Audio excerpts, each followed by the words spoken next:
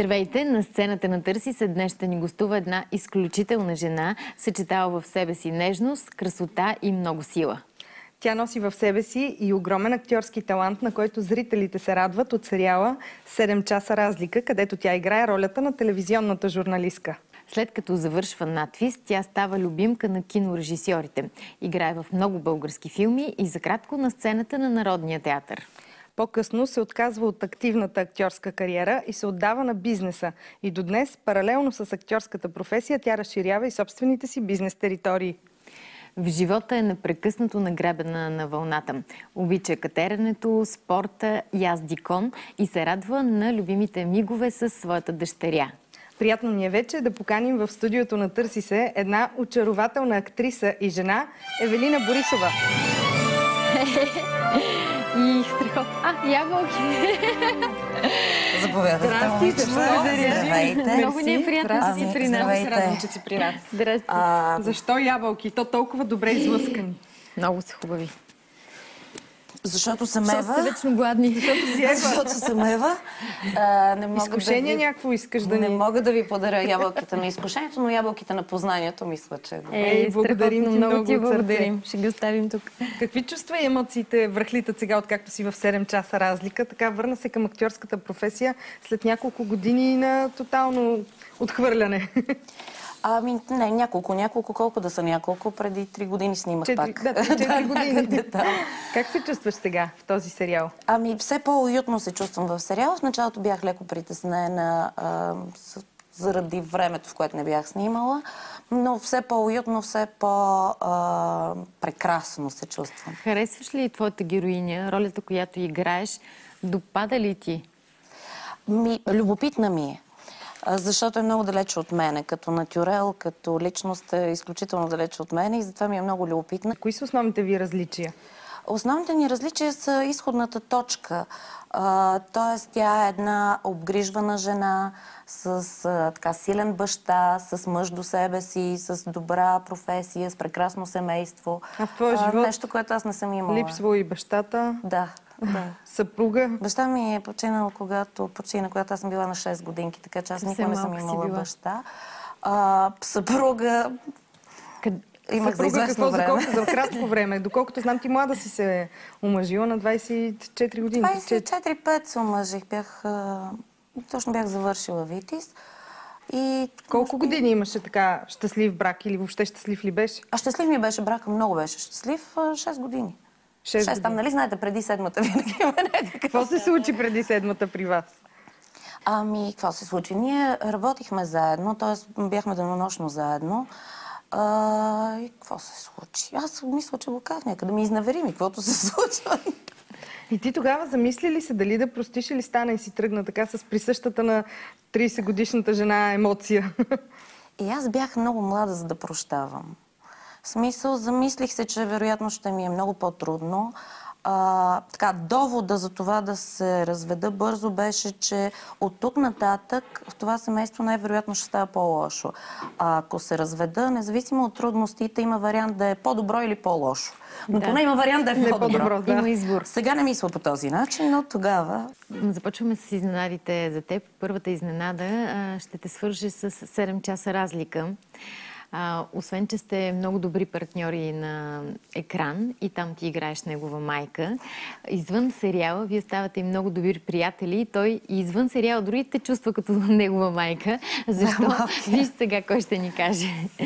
Мисля, че в гримьорната за първи път се срещнахме. Запознахме се.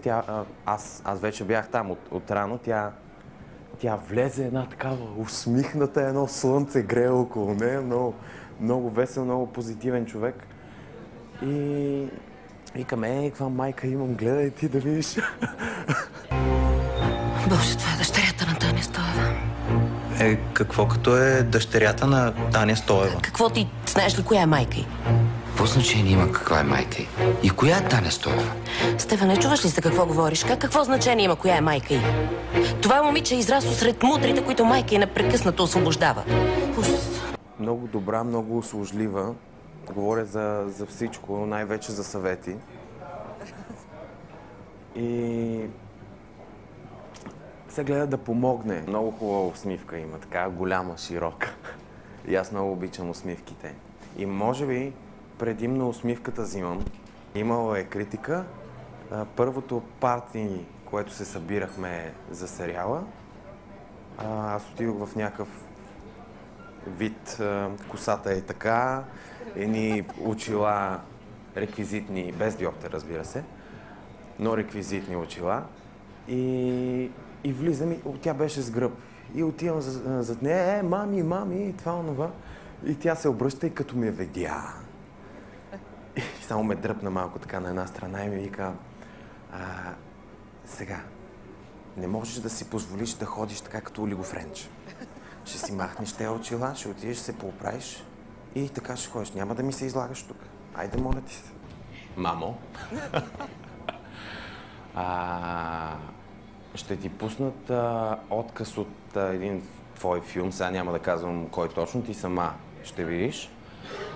И да си видиш ролята, която си направила. И ако може, пак да се превъплатиш в нея и да я изпълниш още веднъж. Сега колегите ще ти пуснат отказ от един филм, в който ти си играла. Добре. Да видим дали ще можеш да го изиграеш После сега трябва да отново. го изиграеш. Аз съм казала нещо, което може да засегне Макс, нали? Така ли? Всеки човек има нужда от близък човек. И къде е точно сега този близък човек? Питам се, защо толкова много се интересуваш от Жоро? Казах, че искам да видя Жоро. Нямам ли право да видя онази гадина, която ми се сипа живота? Струва ми се, че употребяваш малко по-силни изрази. Чакай, От кой филм е?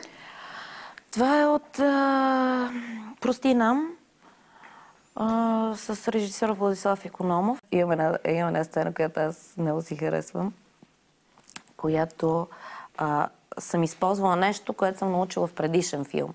Това, на което се бях научила преди това, Искофинци ме научи в интерес на истината, че правилният начин да крещиш е, когато абсолютно не мислиш какво ще излезе. Нали? Давай, опитай тогава да изкрещиш. Не, това е лесно, мами, тук тон режисьор. Давай, нищо, те ще се подготвят.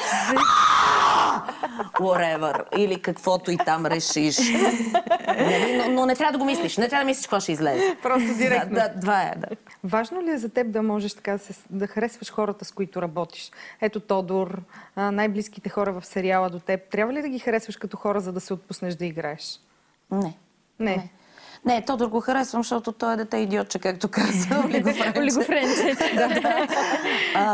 Не е нужно. Това е професия, смисъл.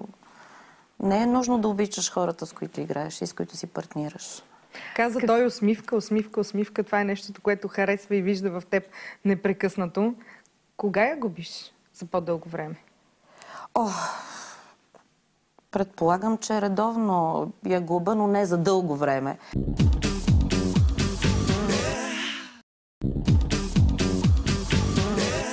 Последният тежък период за теб кой беше? Миналата година мама почина, ама така не дадах голям израз на това. Миналата година, съвсем скоро. Да. Да, но това са нормални неща. Смисъл, когато родителите си отиват преди нас, е нормално. И особено когато сме споделяли живота им, е нормално. Какво казваш? Не давах израз, т.е. не си позволи да го преживееш външно. Аз много мразя външните изяви. Принципно много мразя външните изяви и мисля, че така човек стига да е по-събран в емоциите си. Няма ли, сигурно има хора, с които ги изживяваш и вътрешните емоции, с които споделяш тези неща? Аз лично не. Аз се затварям ден, два, три. Дори и тежката депресия, дори и тежката мъка, така. Позволявам си да потъна в нея, но не за дълго. Това е моят механизъм на справяне с това.